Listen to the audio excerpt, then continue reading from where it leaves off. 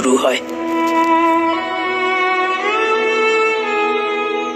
তুমি শুনেছো কিনা আমি জানি না, আমি কিন্তু শুনেছি জয়পুরের কাছে চিরোয়াতে যে নরহারের দরগাটা আছে সেখানে না 400 বছর ধরে জন্মাষ্টমী পালন হচ্ছে।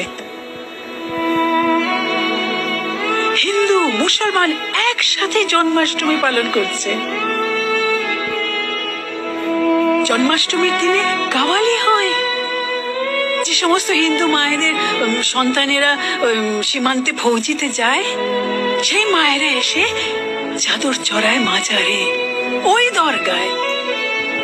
আরো আছে আগ্রার খিরোয়াতে জন্মাষ্টমীর দিনে মুসলমান বাচ্চারা সব কৃষ্ণ সেজে ঘুরে বেড়ায়।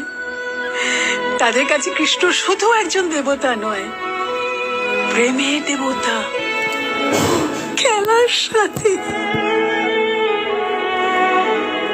বাপি কোনোদিন খোঁজ নিয়েছো এই যে পেতলের মূর্তি, পেতলের কৃষ্ণ বিক্রি হয় দোকানে, তাদের কারিগর কারা?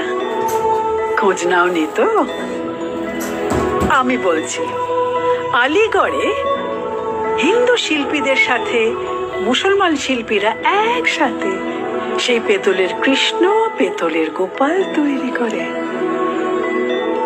তা পুজো করার আগে তো কোনোদিন জানতে চাও না ওই মূর্তিগুলো কারা তৈরি করেছে? তাহলে এখন কেন জানতে চাইছো কে প্রসাদ দেবে?